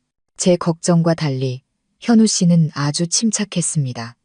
그는 이런 일이 일어날 것이라고 예상하고 있었습니다. 걱정하지 말아요. 수진 씨, 침착해요. 지금 수진 씨가 해야 할 일은 모든 증거를 모으는 거예요. 모든 문자 메시지, 모든 비방 댓글을 전부 캡처해둬요. 자세할수록 좋아요. 현우 씨의 차분한 말은 제가 이성을 되찾는데 도움이 되었습니다. 저는 그의 말대로 하기 시작했습니다. 저녁 내내 모든 댓글과 공유된 글들을 샅샅이 훑었습니다. 악의적인 말들, 뻔뻔한 거짓말들, 모든 것을 꼼꼼하게 저장했습니다. 하지만 저에게는 가장 강력한 증거가 남아 있었습니다. 바로 레스토랑에서의 운명적인 영상통화 녹화본이었습니다. 민준과 맞서기로 결심했을 때 저는 그가 쉽게 물러서지 않을 것이라고 예상했고 그래서 몰래 화면 녹화 기능을 켰습니다. 민준이 소리치고 미숙 씨가 욕설을 퍼붓고 현우 씨가 단호하게 말하는 모든 순간이 선명하게 녹화되어 있었습니다. 그 영상 속에는 제가 그의 가족을 위해 봉사할 의무가 있다는 민준의 거만하고 권위적인 태도가 너무나도 명확하게 담겨 있었습니다. 다음 날 아침, 저는 제 개인 SNS에 장문의 글을 올렸습니다. 전체 공개로 설정했죠. 저는 욕설을 하거나 억울함을 호소하지 않았습니다. 그저 담백하고 논리적으로 사실을 설명했습니다. 저는 먼저 아파트가 순전히 제 노력으로 얻은 재산임을 밝혔습니다. 그 증거로 매매 계약서와 일부 대금, 납부 내역을 첨부했습니다. 그리고 집 수리 문제로 시작된 초기 갈등과 서로 다른 가치관 때문에 그의 가족이 서울로 올라오기 열흘도 더 전에 이미 헤어진 상태였다는 사실을 설명했습니다. 그리고 마지막으로 저는 비장의 카드를 꺼내들었습니다. 바로 그 영상 통화 녹화본이었습니다. 저는 이렇게 썼습니다. 저는 일을 크게 만들고 싶지 않았습니다. 하지만 제 명예가 심각하게 훼손된 이상 침묵할 수만은 없었습니다. 이것은 지난 일요일의 통화 녹화본입니다. 여러분이 직접 듣고 판단해 주십시오. 누가 옳고 그른지, 그리고 이미 끝난 관계에 과연 의무라는 것이 존재하는지 말입니다. 확실한 증거가 담긴 제 게시물은 즉시 온라인을 강타했습니다. 이전까지 저를 맹렬히 비난하던 네티즌들은 180도 태도를 바꿨습니다. 세상에 이런 내막이 있었다니. 역시 한쪽 말만 들어선 안 돼. 믿을 수가 없다. 온 가족이 몰려와서 전 여자친구한테 빌붙으려 하다니. 현대판 거지, 근성이네. 영상 속 어머니 목소리 듣고 소름 돋았음. 결혼했으면 저 여자분 인생 큰일 날 뻔했네. 전 남친도 제정신이 아니야. 헤어져 놓고 무슨 권리로 명령질이야? 그래 놓고 인터넷에선 피해자 코스프레라니. 역겹다. 민준의 폭로 글은 순식간에 거짓으로 판명났습니다. 대중의 분노는 이제 그와 그의 가족에게로 향했습니다. 저를 험담했던 친척들은 허둥지둥 자신들의 댓글을 삭제했지만 이미 늦었습니다. 모든 것이 캡처되어 삽시간에 퍼져나갔습니다. 그들의 진짜 얼굴이 만천하에 공개된 것입니다. 이 전쟁에서 저는 제가 승리했음을 직감했습니다. 진실이 밝혀진 후 민준과 그의 가족은 세상의 웃음거리가 되었습니다. 하지만 그들은 반성하는 기미를 보이지 않았습니다. 오히려 궁지에 몰리자 더욱 공격적으로 변했습니다. 민준은 계속해서 낯선 번호로 제게 욕설과 협박 문자를 보냈습니다. 가만두지 않겠다고 으름장을 놓았죠. 그때 현우 씨가 다시 한번 제 곁을 지켜주었습니다. 그는 정신적인 지지뿐만 아니라 더 단호한 해결책을 제시했습니다. 수진 씨, 이건 인터넷에 글 몇 개 올린다고 해결될 문제가 아니에요. 그들은 수진 씨를 모욕하고 협박했어요. 이건 명백한 범죄 행위예요. 법의 도움을 받아서 확실하게 자신을 보호해야 해요. 고소할 생각 있어요? 솔직히 저는 조금 망설여졌습니다. 법정 다툼에 휘말리게 될 것이라고는 상상도 못했습니다. 하지만 민준의 공격적인 태도를 보니 여기서 끝내지 않으면 그가 절대로 저를 내버려 두지 않을 것 같았습니다. 어디서부터 시작해야 할지 모르겠어요. 걱정 말아요. 현우 씨가 제 손을 잡으며 믿음직한 눈빛으로 말했습니다. 내가 도와줄게요. 제가 아주 유능한 변호사를 알고 있어요. 그리고 제 전공을 살려서 그들의 IP 주소를 추적하고 모든 협박 문자를 법적 증거로 확보할 수 있도록 도와줄게요. 그들은 절대 발뺌하지 못할 거예요. 현우 씨의 든든한 지원에 힘입어 저는 끝까지 가기로 결심했습니다. 우리는 함께 변호사 사무실을 찾아갔습니다. 모든 사건의 전말과 함께 허위 사실이 담긴 게시물, 친척들의 비방 댓글, 그리고 협박 문자까지 모든 증거를 제출하자 변호사는 민준을 명예훼손 및 모욕죄로 고소할 충분한 근거가 된다고 확신했습니다. 소송은 순조롭게 진행되었습니다. 법정에 선 날 저는 민준과 마주했습니다. 그는 초췌하고 지쳐 보였습니다. 예전에 자신만만하고 거만한 모습은 온데간데 없고 두려움과 증오만이 가득한 눈빛으로 저를 쏘아볼 뿐이었습니다. 미숙 씨와 그의 아버지도 방청석에 앉아 있었습니다. 그들은 새파랗게 질린 얼굴이었습니다. 우리가 제출한 반박할 수 없는 증거들, 즉 음성, 녹음, 영상, 그리고 감정을 거친 스크린샷 파일, 확인된 IP 주소 앞에서 민주는 아무런 변명도 하지 못했습니다. 그는 고개를 숙인 채 자신의 모든 혐의를 인정했습니다. 재판은 신속하게 끝났습니다. 법원은 제 손을 들어주었고 민주는 타인의 명예를 훼손한 혐의로 유죄 판결을 받았습니다. 그는 자신이 허위 글을 올렸던 바로 그 온라인 커뮤니티와 자신의 개인 SNS에 공개 사과문을 게시하고 한 달간 유지해야 한다는 처벌을 받았습니다. 또한 정신적 피해에 대한 위자료를 제게 지급하고 15일간의 구류형에 처해졌습니다. 판결이 집행되던 날 저는 인터넷에서 민준의 사과문을 읽었습니다. 마지못해 쓴 것이 분명한 건조하고 영혼 없는 글이었습니다. 하지만 상관없었습니다. 제가 원했던 것은 공정한 판결이었고 정의는 실현되었습니다. 위자료는 전액 산간 지역 아이들을 돕는 자선단체에 기부하기로 결정했습니다. 제가 겪은 부정적인 경험을 의미 있는 일로 바꾸고 싶었습니다. 이 소송은 저와 민준 사이의 모든 악연에 공식적인 마침표를 찍었습니다. 저는 제 명예를 지켰고 더 중요하게는 그와 그의 가족에게 평생 잊지 못할 교훈을 주었습니다. 인생을 살면서 남을 짓밟고도 아무 대가를 치르지 않을 것이라고 생각해서는 안 된다는 것을 말입니다. 법원의 판결은 단순한 법적 처벌이 아니었습니다. 그것은 민준의 미래와 명예에 대한 사형 선고와도 같았습니다. 15일의 구류는 길지 않을 수 있지만 전 여자친구에게 허위 사실을 유포하고 빌붙으려 했던 파렴치한이라는 낙인은 평생 그를 따라다닐 것이었습니다. 구류에서 풀려난 민주는 더 이상 예전의 그 훤칠하고 말쑥한 청년이 아니었습니다. 늘 고개를 숙이고 다니며 원망과 불만 가득한 눈빛을 한 남자가 되어 있었습니다. 그의 사건은 너무나 유명해져서 어딜 가나 사람들의 수군거림과 따가운 시선을 받아야 했습니다. 원래도 불안정했던 민준의 개인 사업은 더욱더 어려워졌습니다. 예전의 사업 파트너들은 사건을 알게 된 후 모두 그를 피했고 그런 인성을 가진 사람과 함께 일하고 싶어 하는 사람은 아무도 없었습니다.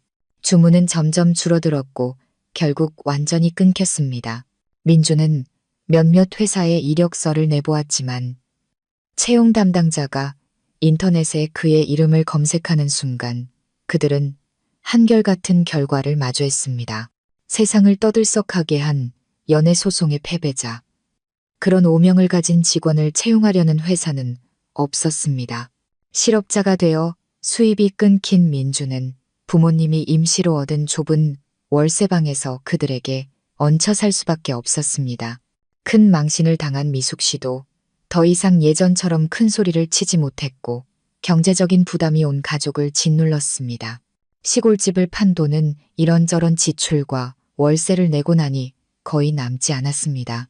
서울의 큰 집에서 호강하리라는 꿈은 집도 직업도 미래도 없는 냉혹한 현실 앞에서 산산조각 났습니다. 민준의 사회적 관계도 모두 무너졌습니다. 예전에 함께 어울리던 친구들도 그를 피했고 그가 관심을 보이는 여자들은 그의 이름만 듣고도 도망쳤습니다. 가부장적이고 폭력적인 데다 전과까지 있는 남자와 엮이고 싶은 사람은 없었습니다. 사업 실패, 연애 실패, 민주는 더욱더 거칠고 신경질적으로 변했습니다. 그는 하루 종일 방에 틀어박혀 술을 마시거나 욕설을 퍼부었습니다. 그는 모든 것을 남의 탓으로 돌렸지만 결코 자신의 잘못은 인정하지 않았습니다. 그가 저를 버리지 않았다면, 현우가 끼어들지 않았다면, 네티즌들이 그렇게 잔인하지 않았다면, 운명이 자신에게 미소 지어주었다면 그는 모든 것을 원망했습니다.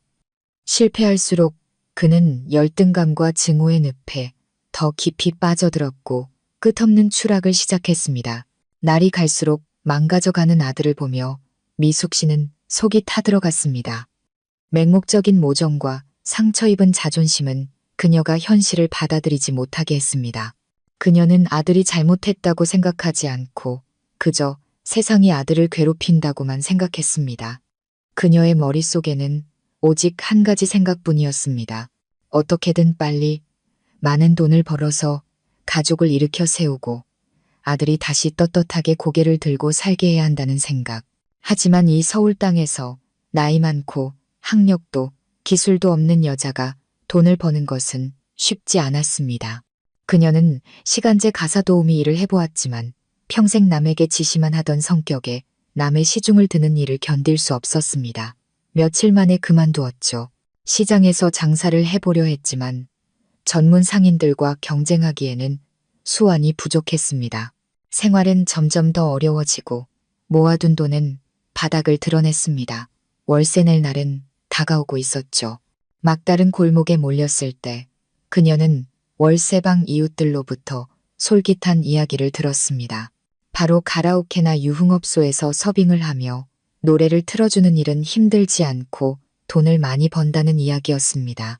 손님 비위만 잘 맞추면 팁으로 받는 돈이 한 달 월급보다 많다는 것이었죠. 처음에는 미숙 씨도 망설였습니다. 나이도 있고 평생 자신을 점잖은 사람이라고 여겨왔기 때문입니다. 하지만 가난과 아들에 대한 걱정은 모든 것을 이겼습니다. 그녀는 그저 평범한 서빙일이라고, 술 따르고 노래나 틀어주면 되는 일이라고 스스로를 위안했습니다. 나쁜 짓만 안 하면 되지. 아들을 위해 빨리 돈을 버는 게 중요해. 약간의 오명쯤은 아무것도 아니야. 그렇게 미숙 씨는 남편과 아들 몰래 도시 외곽의 꽤 큰 유흥업소를 찾아가 일을 시작했습니다. 아직 남아있는 단정한 외모와 빠른 말솜씨 덕분에 그녀는 금방 채용되었습니다. 첫 출근 날 밤 그녀는 시끄럽고 화려한 유흥업소의 분위기에 압도당했습니다. 번쩍이는 조명, 귀를 때리는 음악, 그리고 돈을 물쓰듯 쓰는 사람들. 그녀는 VIP룸 몇 개를 담당하게 되었습니다. 일은 정말 힘들지 않았습니다. 주로 웃으며 손님에게 음료를 권하고 팁을 받는 것이었죠.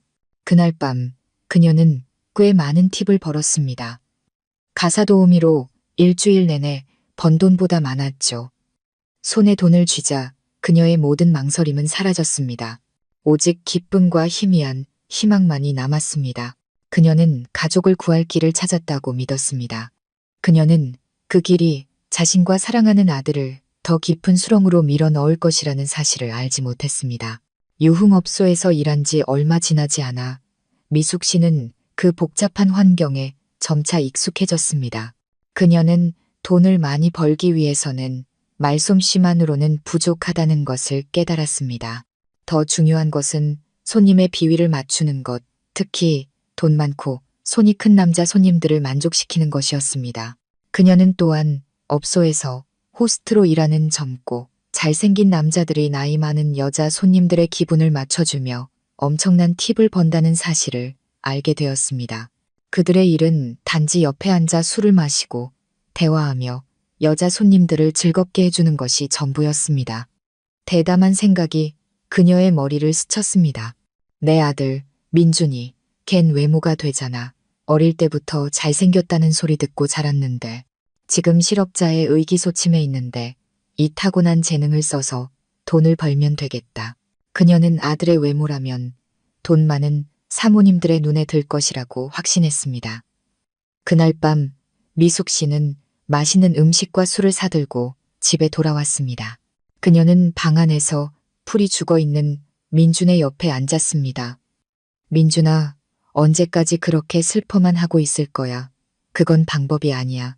엄마한테 좋은 방법이 있어. 네가 돈도 많이 벌고 체면도 다시 세울 수 있는 방법. 민준은 붉게 충혈된 눈을 들어 힘없이 물었습니다. 무슨 방법이요? 전 이제 누굴 볼 면목도 없어요. 어딜 가나 손가락질 받는데. 그만하세요. 미숙 씨는 아들의 귀에 대고 속삭였습니다. 그녀는 학력도 필요 없고 오직 외모만으로 돈을 벌 수 있는 쉬운 일이라며 장밋빛 미래를 그렸습니다. 그녀는 그 일의 진짜 본질을 숨기기 위해 남자 모델이라는 그럴듯한 이름으로 포장했습니다. 처음에는 민준도 격렬하게 반대했습니다. 아무리 망가졌어도 그는 남자의 자존심이 있었기 때문입니다. 여자들에게 웃음을 팔며 돈을 버는 일은 받아들일 수 없었습니다. 싫어요. 제가 뭐 하는 사람인 줄 아세요? 차라리 막노동을 하겠어요. 하지만 미숙 씨는 쉽게 포기하지 않았습니다. 그녀는 온갖 말로 아들을 설득했습니다. 그녀는 민준의 자존심을 건드렸습니다. 너 지금 내 꼴을 봐. 돈도 없고 직업도 없고 집세도 늙은 부모가 걱정하게 만들고 창피하지도 않아? 그리고 그의 증오심을 자극했습니다. 네가 돈만 있으면 뭘 못해. 그 김수진, 그 현우란 놈한테 복수할 수 있잖아. 네가 걔네들 없이도 얼마나 잘 사는지, 얼마나 부자로 사는지 보여주는 거야. 미숙 씨의 말은 주술처럼 민준의 마음속에 파고들었습니다. 가난, 실패, 그리고 증오심은 그의 이성을 마비시켰습니다. 결국 며칠간의 설득 끝에 민준은 고개를 끄덕였습니다. 그는 스스로를 위로했습니다. 이건 잠시뿐이야. 돈을 많이 벌면 그만두고 다시 시작하면 돼. 그렇게 친어머니의 손에 이끌려 민준은 밤새도록 계속되는 향락의 세계에 발을 들였습니다. 그는 남자 모델, 즉 호스트로서의 일을 시작했습니다. 그의 타락은 그렇게 공식적으로 시작되었습니다. 민준 모자의 인생이 어둠 속으로 가라앉고 있을 때 제 삶은 활짝 피어나고 있었습니다. 저와 현우 씨의 관계는 아주 순조로웠습니다. 그는 성숙하고 이해심이 깊었으며 항상 제게 평온함을 안겨주었습니다. 그는 제 모든 결정을 지지하고 제 개인적인 공간과 일을 존중해 주었습니다. 그와 함께하면서 저는 비로소 진정한 사랑이 무엇인지 알게 되었습니다. 그 주 금요일 저녁 현우 씨의 회사에서 프로젝트 성공을 축하하는 큰 파티가 열렸습니다. 그는 제게 여자친구로서 함께 가달라고 초대했습니다. 저는 기쁘게 수락했습니다. 파티는 도시에서 가장 큰 유흥업소 중 한 곳에서 열렸습니다. 저는 네이비색 드레스를 입고 가볍게 화장을 했습니다.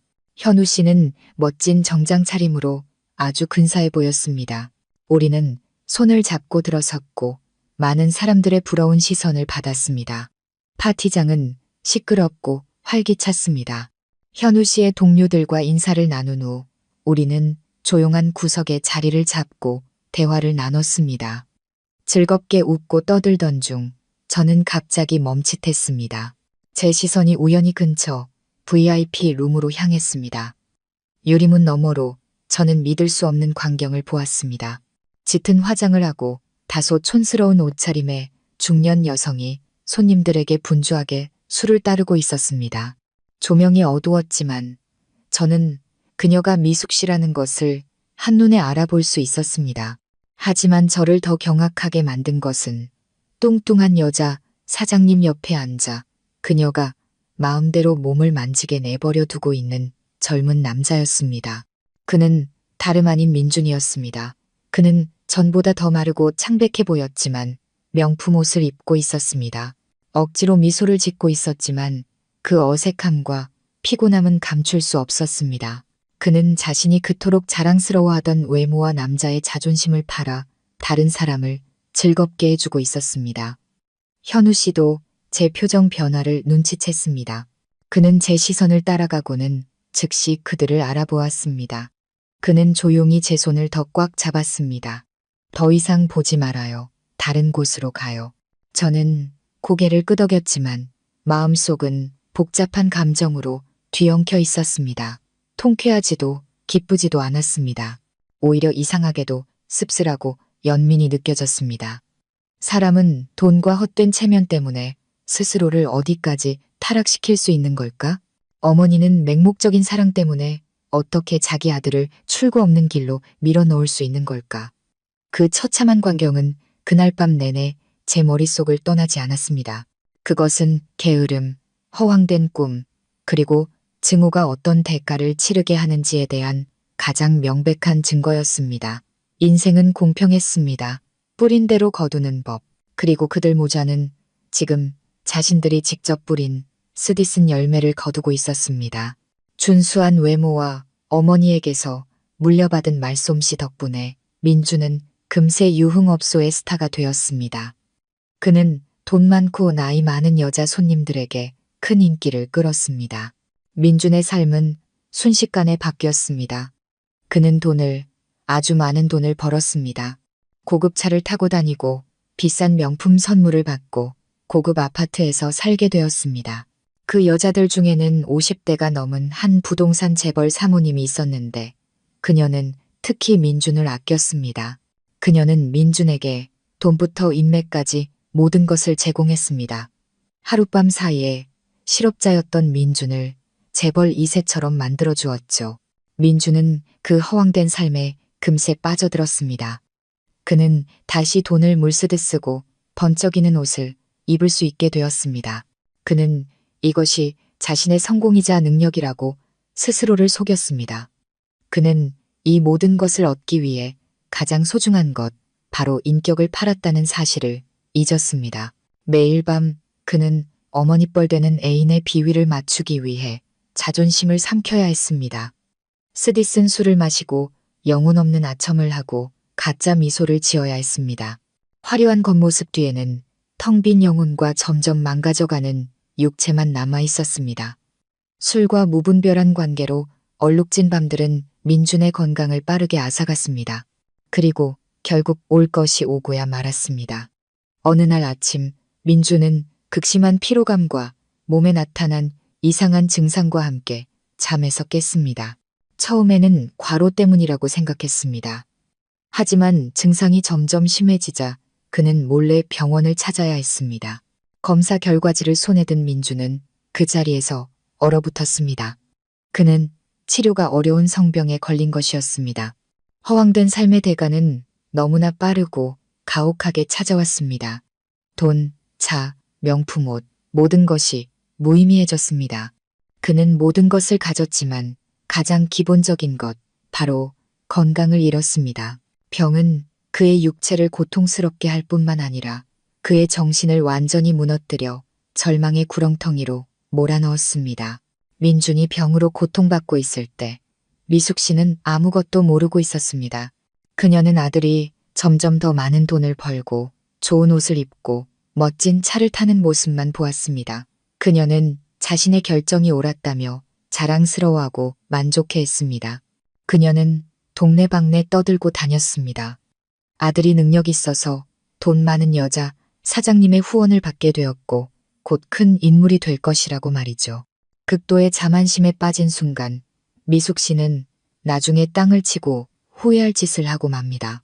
그녀는 옛 지인을 통해 제 새 연락처를 알아내 전화를 걸었습니다. 수화기 너머로 미숙 씨의 자랑 가득한 목소리가 들려왔습니다. 여보세요. 수진이니? 오랜만이다. 요즘 어떻게 지내니? 아직도 그 회사에서 월급 몇 푼 받으면서 일하고 있니? 저는 그녀가 무슨 말을 하고 싶은지 잠자코 기다렸습니다. 그녀는 의기양양한 목소리로 말을 이었습니다. 내가 내게 좋은 소식 하나 전해주려고 전화했어. 우리 민준이 축하해주라고. 걔 지금 아주 잘 나간다. 어떤 그룹 회장님이 금지옥엽처럼 아껴서 큰 프로젝트까지 맡겼어. 얼마 전에는 몇 억짜리 외제차도 뽑았고 내가 너한테 분명히 말하는데 너 같은 애는 사람 보는 눈이 없는 거야. 우리 민준이 찬 게 내 인생 최대의 실수라고. 이제 와서 후회해도 소용없어. 그 말을 듣고도 저는 전혀 화가 나지 않았습니다. 그저 그녀의 망상이 우스울 뿐이었습니다. 그러세요?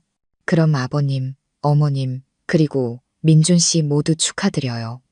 저는 아무렇지 않은 목소리로 대답했습니다. 제 평온한 태도가 미숙 씨의 심기를 건드린 것 같았습니다. 그녀는 제가 질투하고 후회하는 모습을 보고 싶었던 겁니다. 그녀는 거만한 목소리로 한마디 덧붙였습니다. 그래도 옛 정이 있으니 말인데 네가 싹싹하게 와서 우리 모자한테 사과하면 내가 민준이한테 다시 받아주라고 말해볼 수는 있어. 너 같은 애 우리 민준이 아니면 누가 데려가겠니? 그 순간 저는 더 이상 침묵할 필요가 없다고 느꼈습니다. 복수하고 싶지는 않았지만 그녀는 진실을 알아야 했습니다. 어머님의 그 넓은 아량에 감사드려요. 저는 차가운 목소리로 말했습니다. 하지만 제 걱정보다는 민준 씨 데리고 병원에나 가보시는 게 좋을 것 같아요. 요즘 그런 성병은 초기에 발견하면 치료할 가능성이 있다고 하더라고요. 수화기 너머는 갑자기 조용해졌습니다. 몇 초간의 침묵. 저는 미숙 씨의 얼굴이 어떻게 변했을지 상상할 수 있었습니다. 너 지금 뭐라고 했어? 그녀의 목소리가 떨렸습니다. 저는 제가 아는 사실을 말씀드렸을 뿐이에요. 어머니시니 아드님 건강은 제일 잘 아시겠죠. 그럼 이만 끊겠습니다. 저는 그녀가 더 말할 기회를 주지 않고 전화를 끊었습니다. 가혹한 진실은 마치 폭탄처럼 그녀가 애써 쌓아 올린 환상의 세계를 산산조각 냈습니다. 제 전화 한 통으로 민준의 집은 아수라장이 되었습니다. 미숙 씨는 아들을 추궁했고 민준이 더 이상 부인할 수 없게 되자 모든 진실이 드러났습니다. 미숙 씨의 세상은 무너져 내렸습니다. 그녀의 자부심과 허영심은 극도의 수치심과 공포로 변했습니다. 완전히 무너진 민준은 방 안에 틀어박혔습니다. 그는 더 이상 아무것도 원하지 않았습니다. 병은 그의 육체를, 잔인한 진실은 그의 영혼을 갉아먹었습니다. 절망 속에서 그는 저를 떠올렸습니다. 그는 마치 마지막 구명다처처럼 비이성적이고 미친 듯이 제게 매달렸습니다. 그는 낯선 번호로 제게 전화를 걸었습니다. 수화기 너머 그의 목소리에는 더 이상 거만함도 분노도 없었습니다. 오직 처절한 비참함만이 남아 있었습니다. 수진아, 나야. 제발, 나 좀 살려줘. 그는 흐느끼기 시작했습니다. 다 내 잘못이야. 내가 다 잘못했어. 제발, 나한테 다시 돌아와줘. 너만이 나를 구할 수 있어. 난 너 없이는 살 수 없어. 그 말을 듣는 제 마음에는 아무런 동요도 없었습니다. 저는 이 사람을 너무나 잘 알았습니다. 그의 애원은 사랑이나 뉘우침에서 나온 것이 아니었습니다. 그저 물에 빠진 자가 지푸라기라도 잡고 싶은 이기심일 뿐이었습니다. 민준 씨, 모든 건 이미 끝났어. 당신 몸이나 잘 챙겨. 저는 단호하게 말했습니다. 싫어. 난 인정 못해. 거절당하자 민준의 애원은 순식간에 분노로 변했습니다. 그는 본래의 모습으로 돌아가 전화기에 대고 소리치기 시작했습니다. 다 너 때문이야. 그날 내가 날 버리지만 않았어도, 그 개자식과 바람만 피우지 않았어도 내가 이 꼴이 되지는 않았을 거야. 네가 내 인생을 망쳤어. 이 악독한 년. 그는 모든 죄를 제게 뒤집어 씌우며 욕설을 퍼부었습니다. 제가 계속 침묵하자 그는 협박하기 시작했습니다. 네가 무사할 것 같아. 내가 분명히 말하는데 내가 죽더라도 너는 절대 행복하게 두지 않을 거야. 너랑 그놈 둘 다 지옥으로 끌고 갈 거라고. 두고 봐. 저는 그의 광기 어린 말을 조용히 다 들었습니다. 그리고 전화를 끊기 전 마지막으로 차분하게 한마디 했습니다.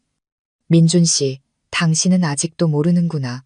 당신 인생을 망친 건 내가 아니라 바로 당신 자신이야.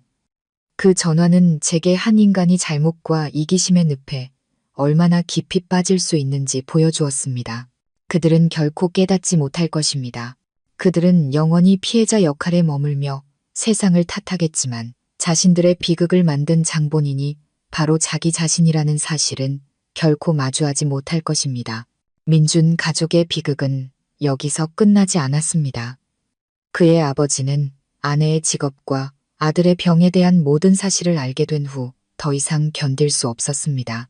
평생을 순하고 우유부단하게 살아온 남자는 처음으로 단호한 결정을 내렸습니다. 그는 조용히 짐을 싸고 짧은 편지 한 장을 남긴 채 모든 연락을 끊고 떠나버렸습니다. 그는 거짓과 허상, 그리고 더러움으로 가득 찬 집에서 더 이상 살 수 없었습니다. 이제 남은 것은 미숙 씨와 민준 두 모자뿐이었습니다. 그들 앞에는 암담한 미래만이 놓여 있었습니다. 민준의 병을 치료하기 위해서는 아주 큰 돈과 길고 희망 없는 과정이 필요했습니다. 그 재벌 사모님은 사실을 알게 된 후 즉시 모든 지원을 끊고 민준을 냉정하게 내쳤습니다. 기댈 곳을 잃은 미숙 씨는 마지막 결정을 내려야 했습니다. 그녀는 남은 귀금속을 모두 팔고 여기저기 돈을 빌린 뒤 불법 취업 알선 브로커를 통해 해외로 떠났습니다. 아들의 치료비를 벌어 보내주겠다는 희망 하나만을 품고서 말입니다. 그녀가 떠나는 날 버스 터미널에는 민준만이 배웅을 나왔습니다. 두 사람은 서로를 바라보며 아무 말도 하지 못했습니다. 오직 눈물만이 흘렀습니다. 그들에게도 한때는 가족이 있었고 미래가 있었습니다. 하지만 헛된 욕심과 체면이 그들을 집도 희망도 없는 절망적인 상황으로 내몰았습니다. 한편 제 삶은 완전히 새로운 장을 열었습니다. 과거의 모든 소란은 멀어지고 평화와 행복만이 남았습니다. 저와 현우 씨의 관계는 날이 갈수록 깊어졌습니다. 그는 제 아파트, 바로 낡은 인연의 끝과 새로운 여정의 시작이 된 그곳에서 로맨틱하게 청혼했습니다. 우리는 가족과 가장 친한 친구들만 초대해 작고 따뜻한 결혼식을 올렸습니다. 저희 부모님은 현우 씨를 아들처럼 아껴주셨고 그의 부모님 또한 아주 따뜻하고 이해심 많은 분들이셨습니다. 그분들은 저를 딸처럼 사랑해 주셨습니다. 방 3개짜리 아파트는 이제 진정한 보금자리가 되었습니다. 제 서재는 여전히 그 자리에 있고 저는 그곳에서 제 일을 계속하고 있습니다. 다도실은 우리 부부의 공동 서재가 되어 함께 조용한 시간을 보내는 공간이 되었습니다. 그리고 머지않아 남은 방 하나는 곧 태어날 새로운 가족을 맞이하기 위한 예쁜 아기 방으로 꾸며질 것입니다. 저는 제 진정한 행복을 찾았습니다. 그 행복은 돈이나 체면이 아니라 존중과 이해, 그리고 진실한 사랑으로 만들어진 것이었습니다. 지나온 길을 돌아보며 저는 더 이상 누구도 원망하지 않습니다. 오히려 그 모든 풍파에 감사함을 느낍니다. 그 시련들이 저를 더욱 강하게 성장시켰고 가장 중요하게는 제 자신의 가치를 깨닫고 스스로 행복을 선택하는 법을 가르쳐 주었기 때문입니다.